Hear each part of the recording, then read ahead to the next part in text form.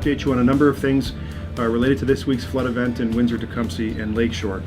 The long-term solutions are expensive, and they need to be informed by the best data. Accordingly, we are on the tail end of completing our sewer master plan, which will guide major future capital projects. While we wait for the long-term solutions, the City of Windsor continues to offer the free downspout disconnection to all homeowners and the basement flooding protection subsidy, which currently covers 80% of the cost of having a backflow valve and or a sump pump installed at your house. As a result of this week's events, I will be asking City Council to cover 100% of the costs of this program moving forward. And one of the worst things about these types of events is that many residents no longer have flood insurance for their basement. And if they do, it's expensive, or it's only for a fraction of the actual cost to repair the damage. So I'm asking the province of Ontario to work on a program of insurance that will allow residents who are no longer eligible to receive flood insurance the ability to purchase insurance at a reasonable cost. This is only something the province can do, and it's something that is needed urgently in our community and likely many others. Finally, I remind everyone of the special garbage collection happening this Friday, Saturday, and Sunday.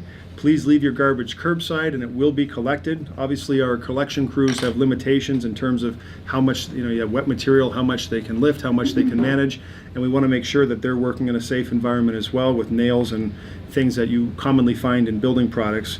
So please follow the instructions for preparing wet materials. They're listed on our website at citywindsor.ca. In addition, the drop-off depot will be accepting items for free for those who wish to use the service off of Central Avenue. What we need to do as well is a very strong educational program on how homeowners can protect their own private property. The disconnection pieces, I think, are critical. The grading of your property, is it done properly as well? Where you're actually pumping your effluent, if it's not going into a storm system, are you cycling water as you're pumping out of your basement? Is it going right back into your basement again, and so forth? But these storms are here. I mean, the climate change is here, and we're dealing with infrastructure that some of it is as old as 100 years, and to bring that to a certain standards, we are doing what we can and going above and beyond in terms of dollars that we're spending in our communities to help mitigate that. I've been involved in politics quite a few years, and I've never seen events like this in frequency, from the beginning. And so we know that whatever standards were built 10 years ago, even 10 years ago, I think are obsolete today. Minister Morrow has been very receptive in talking with the mayor, and his staff have been, I know, in contact with myself. They are coming down here. We'll be meeting with them.